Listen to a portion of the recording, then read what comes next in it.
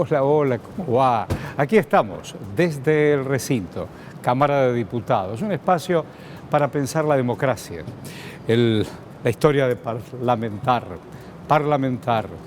poder negociar puntos comunes. Hoy con la diputada Romina del Pla. Muchas gracias, muchas gracias. Pla. Vamos a tener un montón de tiempo para saber quién es usted y cómo se llega a una banca, pero no solamente por la militancia y el compromiso que la caracteriza, sino cómo uno va armando sueños y proyectos. Cuando te sentaste en esta gestión, ¿qué imaginabas? ¿Cómo te mirabas a vos? Bueno, me llamó la atención, en primer lugar, la importante elección que hicimos, ¿no? Y para el Frente de Izquierda fue todo un desafío esa elección, que llevó a la posibilidad de ingresar por segunda vez en la Cámara. Y más que disfrutar mi ingreso a la Cámara, disfruté acompañar a algunos de los compañeros que entraron como concejales en el conurbano. Mirá. Me pareció esa el salto más importante que dimos en esta elección. Y bueno, acompañar a Juan Romero y a Natalia Hernández en La Matanza, acompañar a Sandra en José Cepaz, realmente, y a todas y todos, fue un salto muy importante porque indica nuestra inserción muy profunda en los distritos donde estamos militando en la provincia de Buenos Aires. ¿Cómo se construye? Yo entiendo lo que es la militancia, sé lo que es la militancia, pero ¿cómo se construye? ¿Cómo se va bordando uno con el otro, la empatía? ¿A qué dijiste? Ah, me interesa, te acompaño. ¿A qué dijo? Y mira, somos un montón. ¿Cómo se construye eso? Bueno, mirá, en primer lugar nosotros, en mi caso del Partido Obrero, que es uno de los partidos que integran el Frente de Izquierda, tenemos una militancia típica de partidos de existencia real. O sea, existencia real me refiero a que no es un sello, no es una personería, sino que militamos todos los días en nuestros lugares de trabajo, de estudio, barrios. Y en ese sentido, bueno, es una militancia ininterrumpida, no como otros grupos políticos que por ahí nacen o renacen cuando llega una elección o en la previa, sino que incluso en todo el año, digamos, y más allá de los avatares de las cuestiones electorales. Entonces, bueno, es una actividad muy cotidiana y en ese sentido, digamos, la vamos desarrollando con un programa, en base a un programa, no es un problema de expresiones de deseos. Nosotros en el Partido Obrero tenemos un programa estratégico. Nosotros luchamos porque los trabajadores gobernemos en nuestro país y en todo el mundo. Yo digo, vos caminás desde toda la vida. Sos una muchacha muy joven. Digo, cuando despertaba tu adolescencia y veías que ese mundo alrededor era desigual, ¿cómo fuiste construyendo tus propias convicciones? Bueno, mira, en primer lugar vengo de una familia de militantes. Pablo es un tema menor. Entonces, eso de alguna manera... ¿De quién estamos hablando? Estamos hablando de Nora, que es mi mamá, que es docente jubilada en este momento, que se incorporó a militar al Partido Obrero cuando tenía 17 años. ¿Mamá? Sí.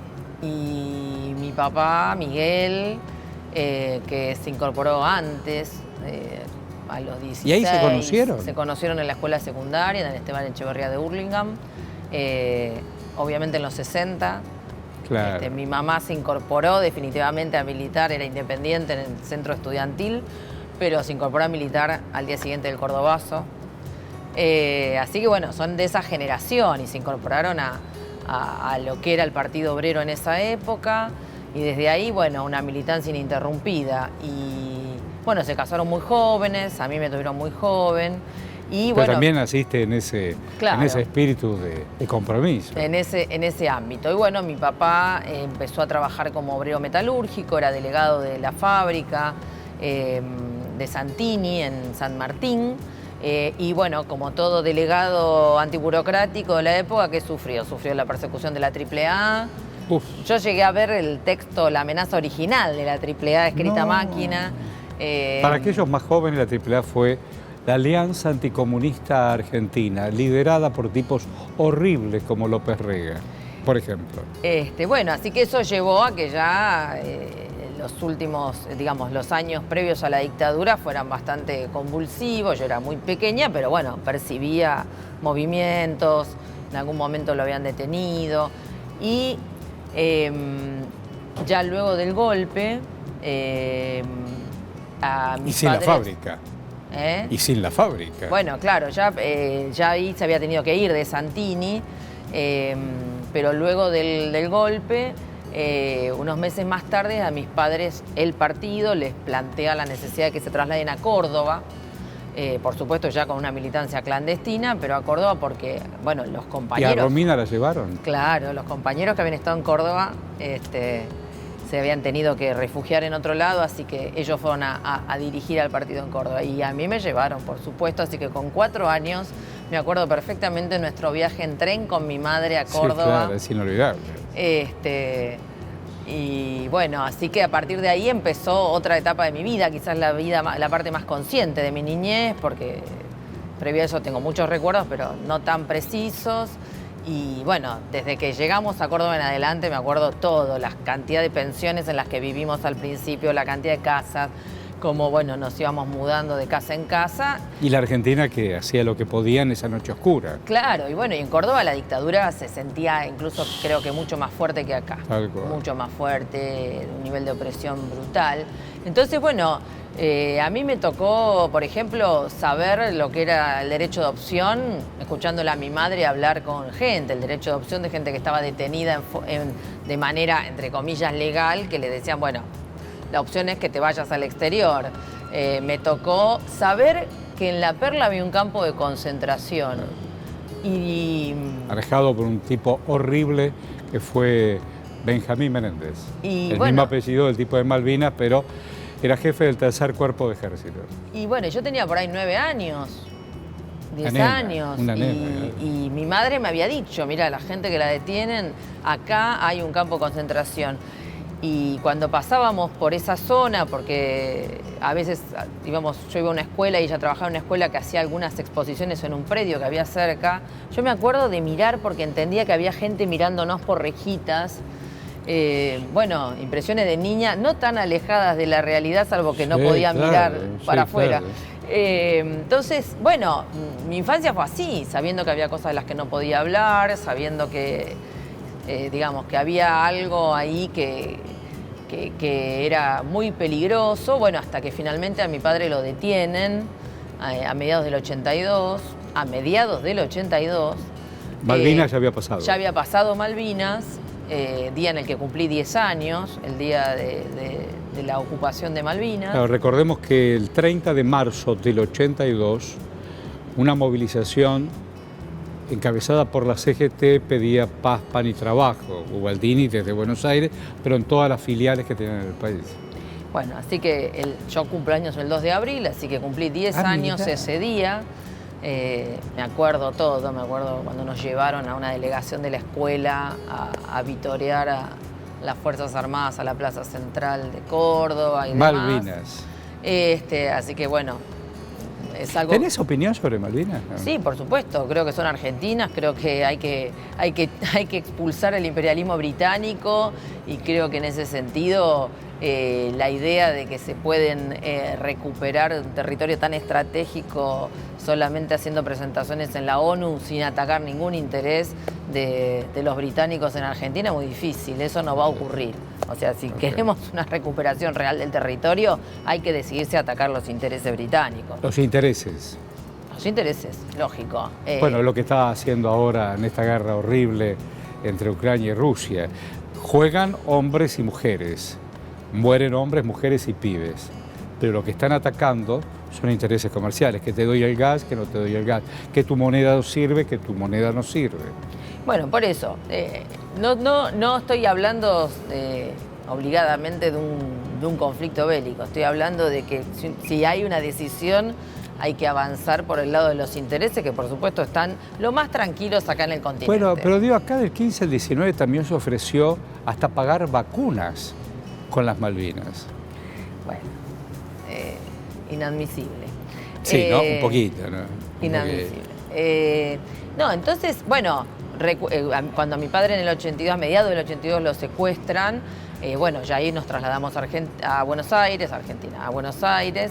Y bueno, una intensa cantidad de movilizaciones lograron la liberación de mi padre, lo cual fue muy importante. Y bueno, a partir de eso ya estuvimos instalados acá. Y bueno, el derrotero fue que yo entré a la secundaria en el año 85, primer año de la vieja estructura de secundaria. Alfonsín. Alfonsín, a un año de que se había ido la dictadura. O sea, era una época... Juicio a las juntas. De enorme convulsión política y de enormes ilusiones. Semana Santa. Claro, de enormes... Obediencia debida y punto final. En todas esas estuve. Y en el 90 vinieron los indultos.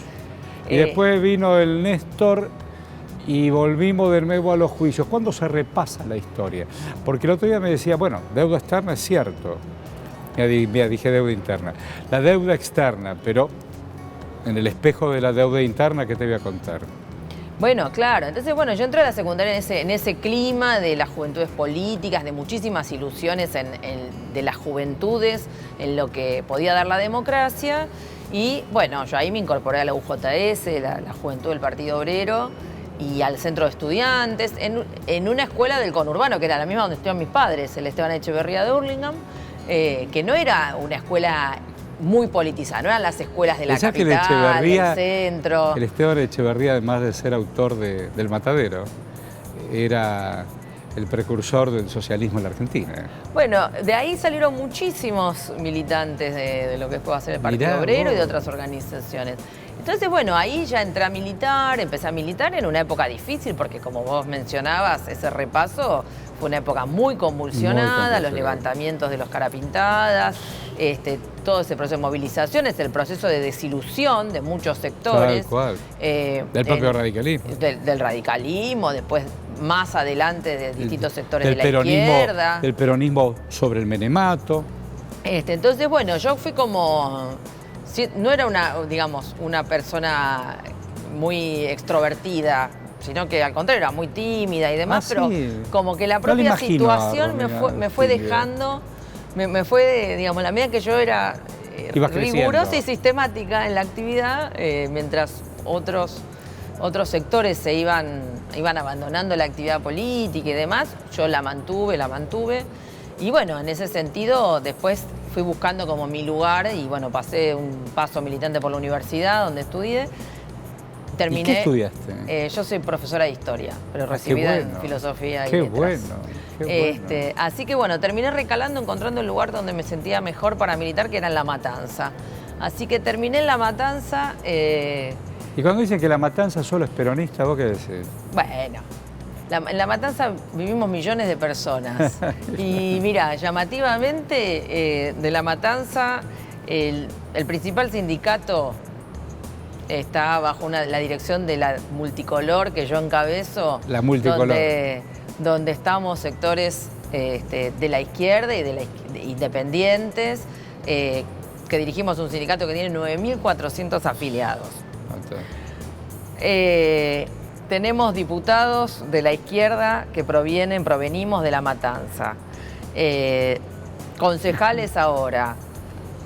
Dirigimos algunas de las comisiones internas más importantes durante mucho tiempo también del distrito. Ojo con el tema de que el peronismo es inexpugnable en La Matanza y cada vez menos. ¿Y alguna vez te gustó el peronismo? Más allá de toda esta historia que me contás de papá, de mamá. No me o sea, sí, por supuesto, y aparte militando en La Matanza tantos años, por supuesto que es impresionante la historia de ese movimiento, pero a la vez para mí ha sido bastante evidente los límites insalvables, ¿no? Y en ese sentido como las ilusiones, la confianza, la extrema, digamos, la militancia muy abnegada de camadas y camadas de trabajadoras y trabajadores y de jóvenes han sido de algún modo dilapidados detrás de el nacionalismo burgués, o sea, la idea de que realmente detrás de la burguesía va a haber una salida que no la hay. Y ese punto es importante porque esas ilusiones que cada tanto se renuevan, terminan completamente Yo digo, con esa mirada también podríamos quebradas, decir, ¿no? ¿Lula es lo mismo? Bueno, mira, nosotros desde nuestra organización Digo, hemos porque si tenido... vos mirás que la movilidad social termina siendo una burguesía nacional, lo de Lula en esa mirada podría ser lo mismo. No, bueno, justamente nosotros vemos los límites insalvables de la burguesía nacional y ese movimiento, digamos, el peronismo en Argentina, está claro que la clase obrera termina siendo la mano de obra, pero nunca la cabeza, ni el programa que se lleva adelante. Entonces, cuando dice, che, pero ¿y qué pasa? Que siempre con los gobiernos peronistas se paga la deuda y termina habiendo un ajuste brutal que termina allanando el camino a la derecha. Y bueno, porque justamente ahí es donde está el programa político de ese partido, de ese movimiento. ¿Qué es ese en cambio, programa? nosotros planteamos otra cosa, que es que los trabajadores tenemos que gobernar, no ir detrás de la burguesía nacional, que va a terminar siempre aliada al imperialismo. Entonces, este punto es importante, y cuando vos mencionabas a Lula, justamente, el derrotero del Partido de los Trabajadores ha sido una en su nacimiento, que fue enfrentar a la dictadura en Brasil, donde nosotros fuimos parte de la fundación del PT, y otro es cuando el PT se prepara para gobernar. Una cosa era el PT luchando como un partido nació en los sindicatos y enfrentando los sucesivos gobiernos. El propio Lula, y otra delegado. cosa fue el derrotero que fue haciendo ese partido preparándose para gobernar, o sea, bajando de su programa las cuestiones estratégicas y alineándose cada vez más con el FMI, con el imperialismo. Y en ese punto, cuando Lula gana la elección, no la gana de casualidad, la gana cuando ya tenía el visto bueno de que entonces sí podía acceder. Totalmente. Entonces, bueno, después fueron pasando varias cosas por las cuales terminan también bajándole el pulgar, pero ojo, justamente los límites del lulismo y de la izquierda latinoamericana que se preparó para gobernar se han visto, por eso se derrumba también el centro izquierda en Argentina. ¿Por qué el sistema te elige, te pone y después te saca? Bueno, porque justamente hay momentos en los que aparecen estos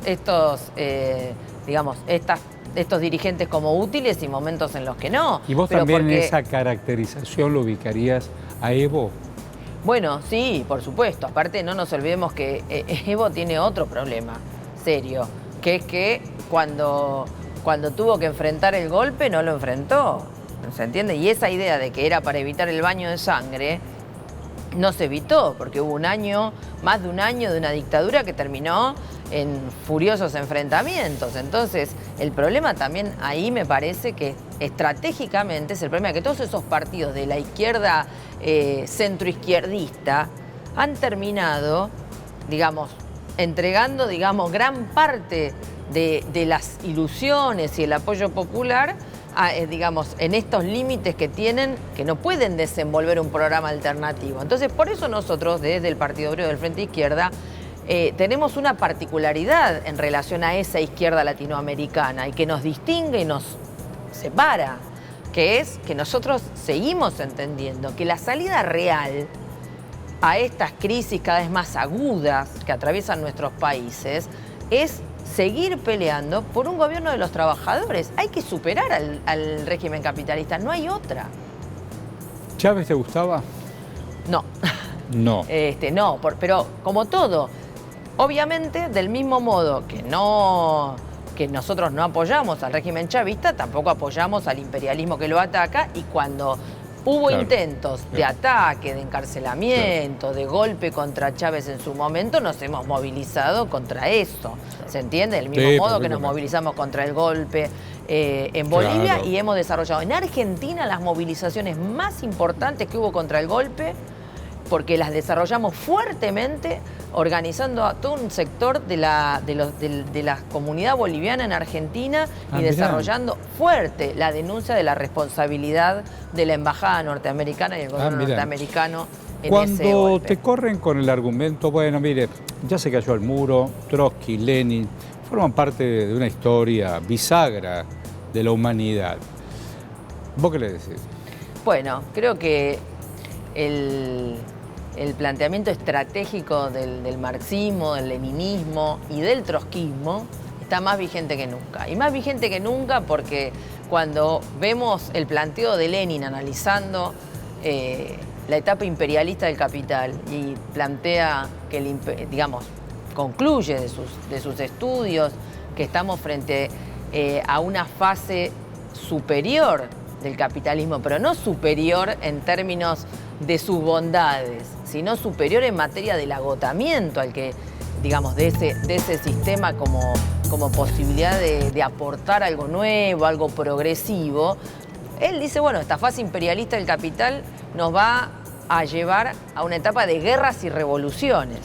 Bueno, creo que ese pronóstico es muy acertado, no solo porque estuvo la Primera y la Segunda Guerra Mundial, porque estuvo la Revolución Rusa y estuvieron las revoluciones que luego se desenvolvieron. Claro.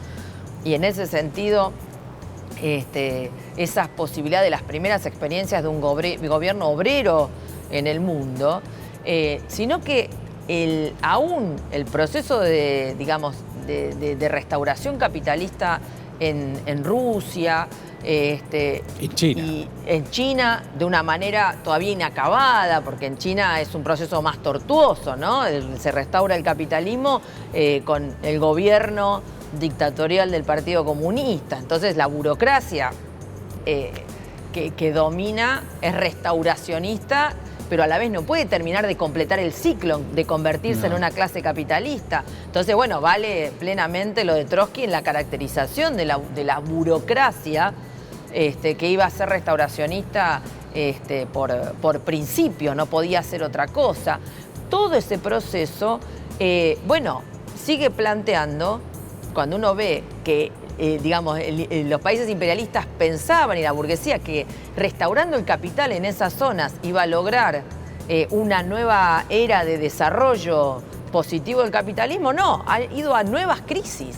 O sea, restablecer el ingreso al mercado mundial de los países de Europa del Este, de la ex Unión Soviética, no le ha significado un desarrollo positivo, sino que ha significado una escala mayor de la crisis capitalista. Entonces, creo que frente a un aumento de la pobreza como nunca antes se ha visto, las guerras, las catástrofes, la pandemia, que no puede escindirse del problema de la producción capitalista y el ataque cada vez mayor a la naturaleza, cada vez mayor en su extremismo de forzar todos los recursos. Bueno, creo que la salida real es una reorganización integral de la economía y de la sociedad sobre otras bases. Y esas bases es el socialismo.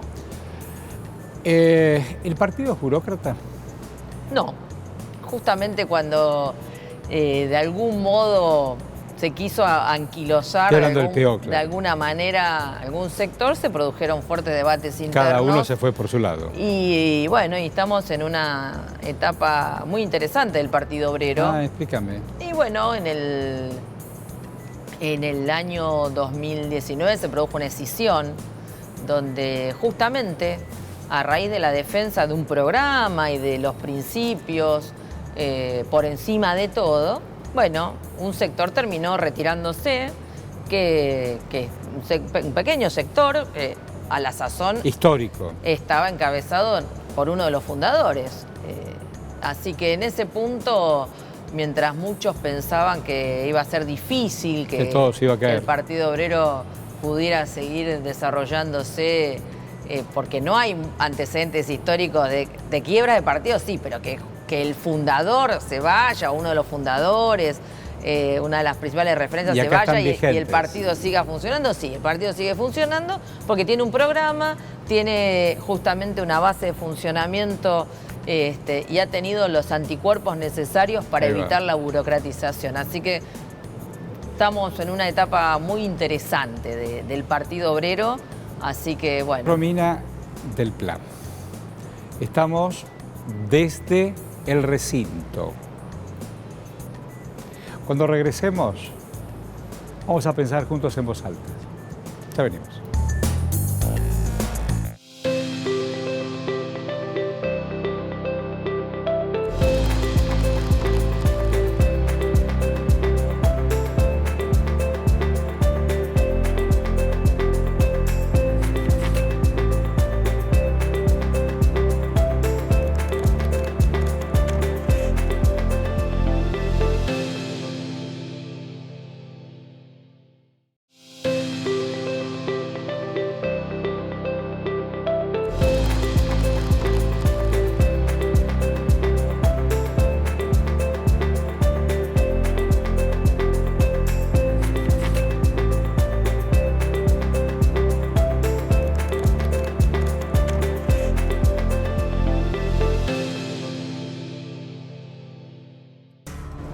Bueno, aquí estamos reencontrándonos desde el recinto, hoy con la diputada Romina del Plat.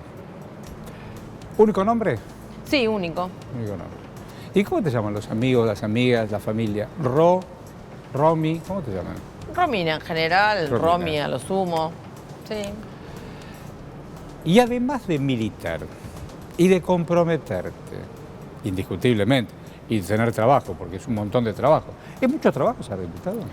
Mira, dos cosas. Por un lado, si uno hace la tarea como corresponde, sí, es, digamos, demanda, porque si uno tiene que intervenir en las comisiones, además nosotros intervenimos también en las comisiones que no estamos integrando, ¿no? En este momento igual casi ¿Qué no se han cosa conformado, rara? ¿no? Yo estoy aquí en Diputado TV hace muy poco, y me estoy anoticiando que no conforman comisiones. No, se han demorado por los debates internos, con lo cual, bueno, el trabajo más cotidiano, digamos, está de algún modo obturado, porque las comisiones no se están reuniendo en la medida que no están conformadas. Pero la verdad que para nosotros, en la medida en que somos un bloque más reducido, nosotros para poder intervenir en todos los temas, y como todos los temas prácticamente son de nuestro interés, bueno, vamos a las reuniones de comisiones, aunque no las integremos, hablamos, nos esforzamos por hablar, por fijar posición. En este espacio hay mayorías y minorías. Hay mayorías. Hay partidos que son mayoría. ¿Cómo se vive a modo casi de satélite, pero tener la presencia porque tenés banca? Vos representás a mucha gente, pero no sos mayoría. ¿Cómo se hace? ¿Te buscan, vos los buscás? ¿Cómo se hace? Bueno, en realidad hay que pelear bastante porque, por ejemplo, en este tema de las comisiones siempre hay una idea medio de dejarnos medio afuera, ¿no? Entonces, bueno, el Fondo Monetario vimos. Claro, entonces, bueno, es una doble o triple pelea, pero de algún modo estamos acostumbrados. Mira, a propósito del tema del fondo, ¿cómo puede ser que la izquierda vote igual que la derecha? Yo hay cosas que no entiendo. Deuda, por ejemplo. Bueno, hay un sector del oficialismo que votó igual que la derecha. Acá el problema es cómo puede ser que los otros hayan votado a favor. O sea, ¿cómo alguien puede votar a favor de una confiscación brutal, de una deuda completamente ilegal, ilegítima y fraudulenta, de un ajuste que va a implicar tarifazo, que implica mayor devaluación, más devalorización del salario, un sometimiento impresionante? Lo llamativo es cómo alguien puede votar a favor y decir que defiende algún interés nacional. Solo puede estar defendiendo el interés de los bancos interesados y de los sectores patronales amigos. Se levantaron los del PRO, ahí, se levantaron. ¿Y ustedes se quedaron o se fueron también? Nosotros estuvimos hasta que se terminó de votar. Pero no votaste. ¿Cómo no? ¿En contra? En contra. Igual que ellos que se fueron. Es raro. ¿Y en qué coincidís con quien no piensa igual que vos? No necesariamente por un partido. ¿Cómo se hace para buscar algún punto de contacto? Mira, hay sin los prejuicios, naturalmente. No, hay temas con los que uno puede buscar algún punto de contacto y temas con los que no. Alquileres. Entonces, bueno, con alquileres nosotros vamos, digamos, ¿qué estamos planteando? ¿Qué vamos a desenvolver? La idea de que no puede haber una solución al tema alquileres escindido del conjunto de la política habitacional. No se puede entender el tema de la situación de los alquileres sin pensar de conjunto qué política hay hacia la vivienda en su conjunto, porque el tema alquiler es también el reflejo de que la familia trabajadora no puede adquirir su vivienda, entonces está obligada a alquilar. Porque si no, si hubiera una política de la vivienda propia, de vivienda popular, de créditos hipotecarios que se puedan pagar con los salarios, no la estafa de los UBA, sino de créditos hipotecarios como había décadas atrás, banco hipotecario, mis abuelos construyeron las casas con crédito del banco hipotecario. Tal cual. Hoy, ¿quién puede tener un crédito a 20, 30 años? Imposible. No se puede, lo único que hay es la estafa de los UBA. Entonces, el problema es que en la medida en que hace muchas décadas que no hay una política habitacional masiva, popular, que se sostenga, cada vez la posibilidad de acceder a la vivienda, y menos con los salarios, digamos, promedio por abajo de la línea de pobreza en nuestro país, bueno, evidentemente una enorme cantidad de personas van a tener que alquilar. Esos alquileres hoy por hoy están descontrolados.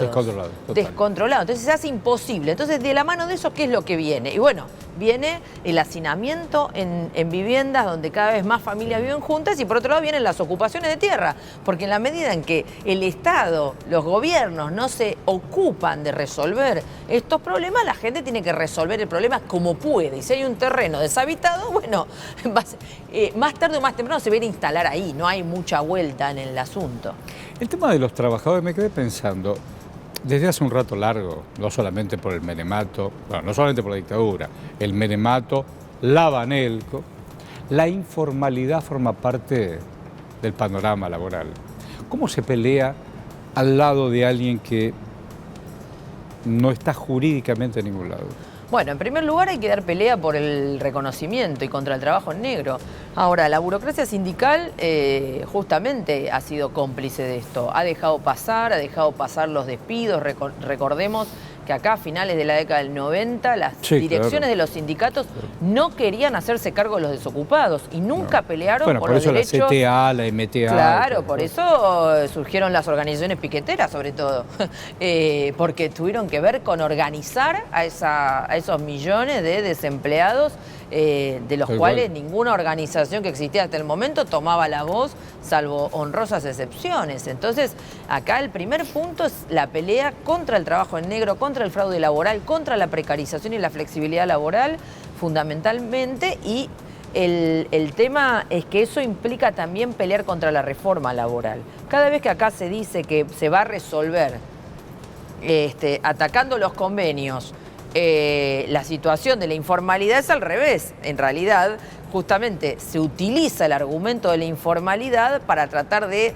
llevar al trabajador en blanco con derechos a la situación del que no tiene derechos, no al revés. Sí, y entonces, miremos cuál ha sido la reforma laboral en Brasil. Pero en la reconstrucción, en realidad no es una reconstrucción. En la reconfiguración, tampoco es una reconfiguración.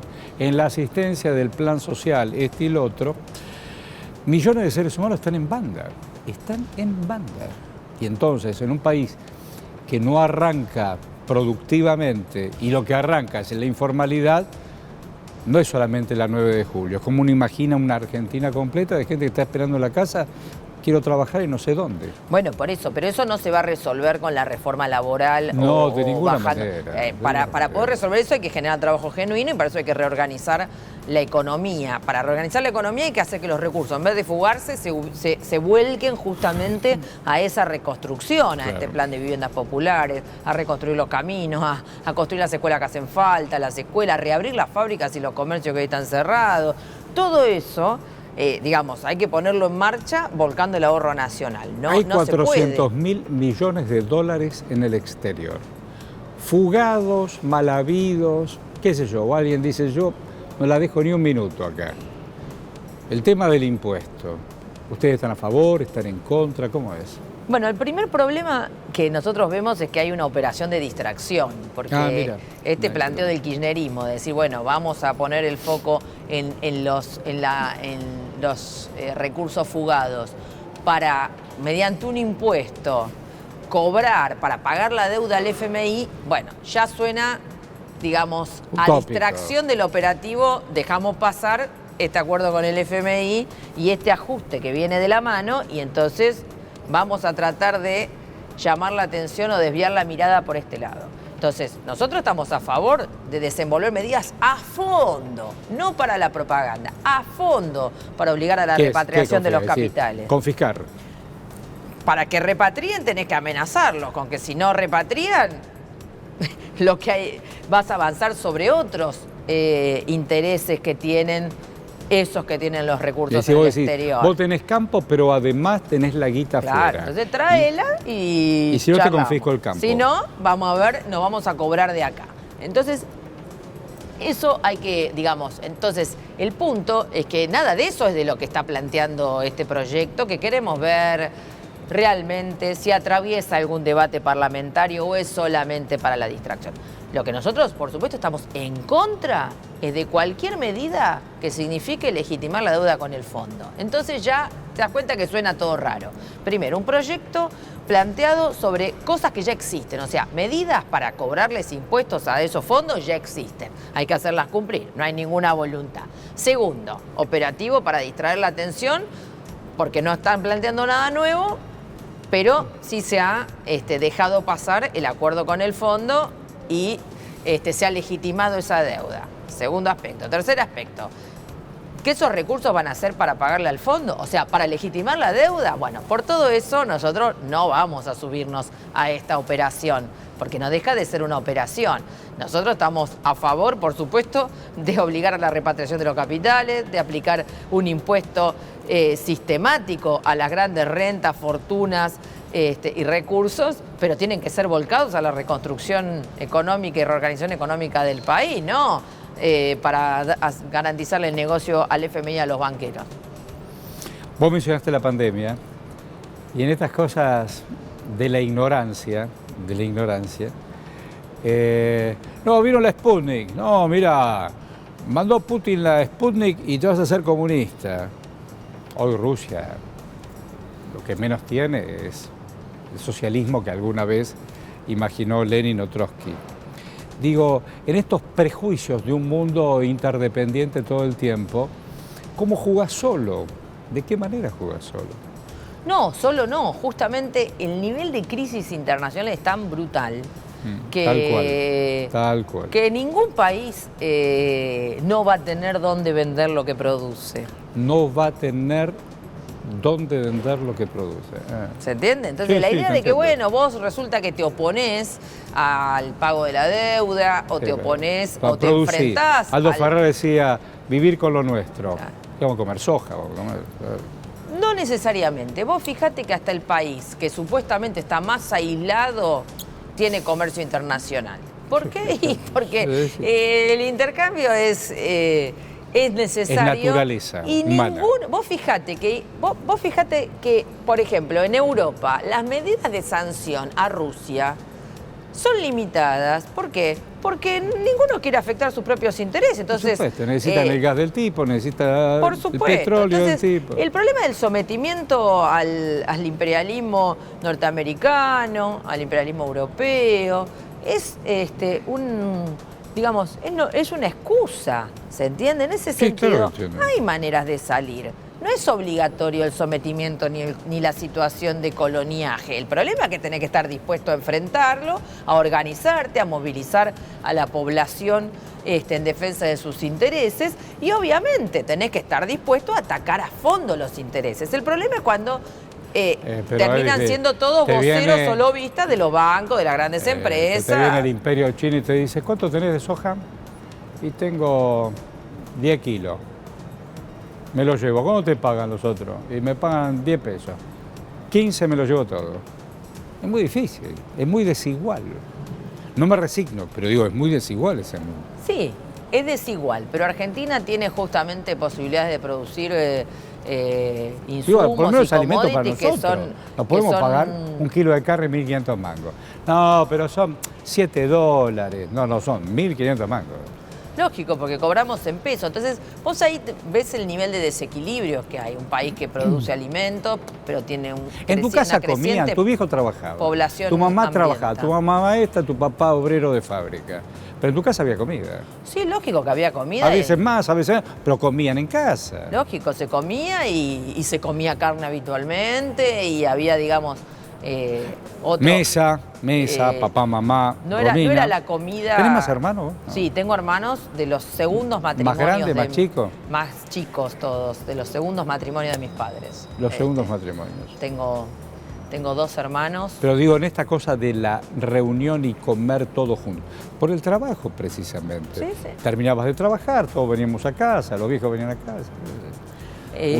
Escaseces siempre hubo para las y los trabajadores, pero el problema del alimento no, digamos, no era un tema Hoy un pibe, para hay gente 7 que tenía pibes trabajo. de 10 pibes que tienen no hambre. no era tan 7 pibes de 10 tan pibes limitado. tienen hambre. Es posible. Por eso digo que estamos llegando a una situación que se va haciendo intolerable cada vez más, Sí, claro. de una crisis cada vez más aguda, de contradicciones y desigualdades que son cada vez más brutales, en contrapartida a unas posibilidades de la técnica, del desarrollo industrial, de las posibilidades del desarrollo que se han producido en las fuerzas productivas. Entonces hay un choque ahí Sí. que, digamos, que Es crítico. es básico y es muy claro desde el análisis marxista que hay un choque entre, digamos, las fuerzas productivas y las relaciones de propiedad, las relaciones de producción que los van obturando. Bueno, esto es lo que está entrando en crisis en Argentina y en todo el mundo.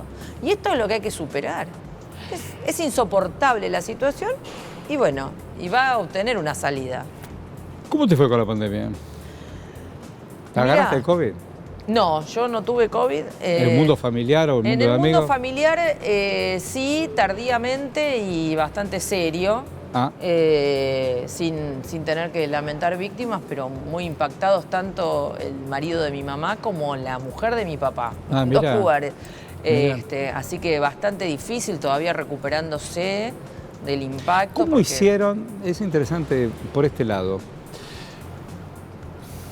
Un partido popular necesita de muchos. La calle es dominante, la calle es dominante. No, una cosa es una asamblea en el lugar de laburo o en la plaza y otra cosa es movilizarnos.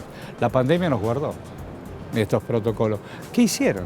Bueno, nosotros en realidad, por supuesto, tomamos las medidas de aislamiento necesarias, pero en cuanto a la situación fue obligando a salir porque no se podía seguir sosteniendo, hubo que salir a la calle. Entonces, por ejemplo, los compañeros del Polo Obrero, de los barrios, bueno, trataron de evitar, de reclamar de otra manera y demás, pero en cuanto el comedor popular no se pudo sostener y la gente estaba realmente hambrienta y no había respuesta, hubo que realmente salir. hambrienta. Realmente hambrienta hubo que Estamos salir. hablando de un límite. No. No es quiero comer este mes, quiero comer pollo. No, realmente hambrienta, no alcanza. No hubo la posibilidades. Olla viene flaca. Entonces se salió con muchos cuidados, con un montón de criterios sanitarios y demás, movilización por delegaciones, movilizaciones con cupos, hicimos movilizaciones. ¿Te quieren en los barrios a vos? Bueno, creo que sí. No, sí, yo tengo una militancia, digamos, muy cotidiana. ¿Vas a los barrios? Ahora más limitadamente, pero sí, vas voy, a los voy. barrios. Sí, voy. ¿Y qué armas? ¿Mesa de debate? ¿Qué es eso? Bueno, en general vamos a dar charlas, a tener asambleas, a participar en actividades que se están desarrollando, en actividades de las mujeres, en distintos eventos. Yo tengo una relación muy cotidiana, o sea que tengo relación directa con los compañeros. Digo, por una cuestión generacional, sos una mujer joven, pero que ha atravesado en este recorrido, pero en el último tramo de tu vida existencial, logros y reivindicaciones para género. Eso es bárbaro. Es muy impresionante. Yo creo que lo que más destaco, digamos, lo que más atesoro de haber ingresado a ser diputada, que la verdad que no era para nada un objetivo, cuando uno tiene una vida militante de la... Digamos, hoy te toca el tipo acá, de militancia que claro. nosotros tenemos, la verdad que la idea de llegar a la Cámara de Diputados no es para nada un objetivo. Estamos en otra cosa. Pero bueno, me tocó ser de algún modo la vocera en un determinado momento y creo que lo que a mí más me impactó claramente ha sido poder votar el derecho al aborto legal, seguro y gratuito. Habrá sido el día más grande. 2 veces. Habrá sido el día muy grande para vos. Fue muy impresionante, la verdad que sí. Vos has trabajado y has militado mucho. Fue muy impresionante. Así que sí, eso creo que es lo guardo. La felicidad, me imagino, de esa madrugada, ¿no? Sí, fue muy impresionante la primera vez, cuando no fue ley. Fue muy impresionante ese proceso. Porque aparte era una Cámara muy difícil. Conseguimos los votos a casi las 8 de la mañana, en una sesión que todo el mundo pensaba que se caía. Algo te emocionaste, lo recordás. Sí, fue impresionante. Y en esto de ser humana y género, ¿Cómo lo vivís, sobre todo para las nuevas muchachas o muchaches? ¿Cómo lo vivís para las nuevas generaciones? Bueno, yo creo que hay un punto bisagra, porque, Sí, total. Digamos, es claro que las nuevas generaciones tienen otras posibilidades, tienen otras libertades para poder transitar el crecimiento, el tema de enfrentar la violencia, de enfrentar, digamos, todo lo que significa el tema de la sexualidad de otra manera. Y la idea de que no esté digamos, la especie de espada de Damocles permanente de la obligación a una maternidad o a una situación completamente compleja. ¿Esa madre como puede maestra ser. te ayudó a ser más libre?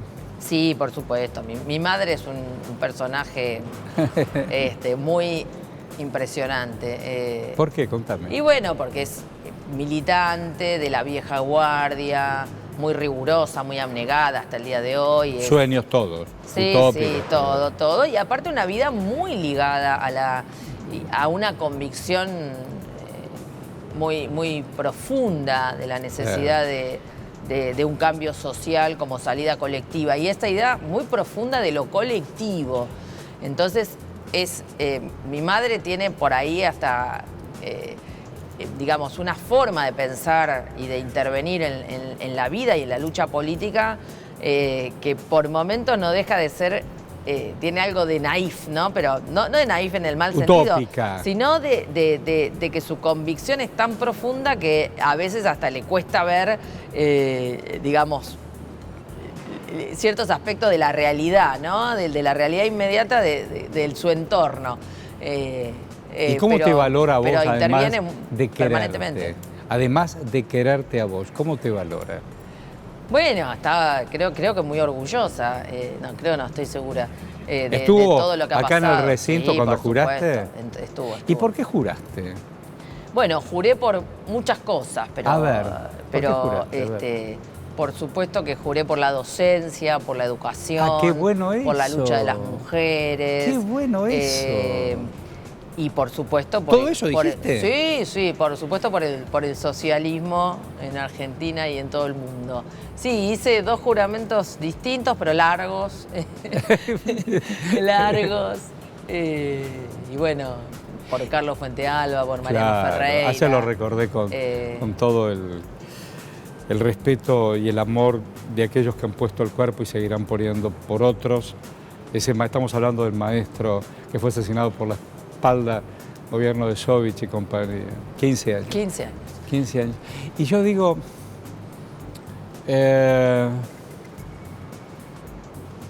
otros juran también por la fe y otras trascendencias. ¿Cómo te llevaste con la fe? No solo con la religión, con la fe. ¿Cómo te la llevas? No, la verdad que no me he llevado, porque ¿No te has llevado? vengo de una familia, digamos, atea Que maneja otras convicciones. y la verdad, hasta, por ejemplo, no solo mis padres, sino que mis abuelos también. Ah, los abuelos también. Eran, qué sé yo, mi abuela era también comunista de joven, otro personaje, mi abuela paterna. ¿De quién estamos hablando? Carmen.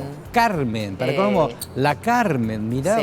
Sí, la abuela Carmen era una cosa. Y hablaba de la guerra civil increíble. española y todas esas cosas, ¿no? Y sí, era una persona muy abierta.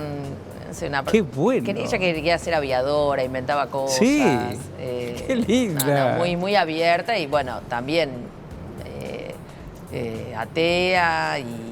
Y mis abuelos, por el otro lado, si bien eran católicos, jamás practicantes, odiaban. Pero nunca en casa te dijeron tenés que hacer la comunión. No.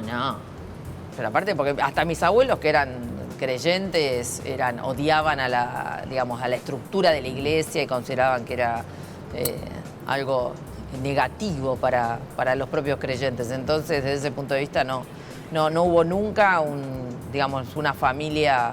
Yo digo, vos te recibiste de profesora de historia. ¿Y tenés un título colgado, eso no? No, lo tengo enrollado en un el tubo. tubo correspondiente. Y y cuando vos tenés ahora que dice diputada, ¿lo tenés colgado? No, no ¿Tampoco? estuvo correspondiente. No, qué bueno. ¿Y qué imágenes tenés alrededor de tus espacios? No solamente oficinas. ¿Qué tenés en tu casa? Bueno, tengo afiches. ¿De quién, por ejemplo? Tengo un afiche de Mariano Ferreira en Claro. mi oficina del sindicato, tengo un afiche de Sandra y Rubén, Claro. los docentes fallecidos en el crimen social de la explosión de la Total, Escuela 49 de de Moreno. Mientras la que era gobernadora, ahora también diputada, capital federal, dice escuela pública, no, o el que fue presidente, caer en la escuela pública. Tremendo. Yo te digo que Tremenda. es gente con la que me cuesta cruzarme, Y es difícil, en la cámara. eso es difícil. Mucho, Porque Sandra y Rubén, mucho.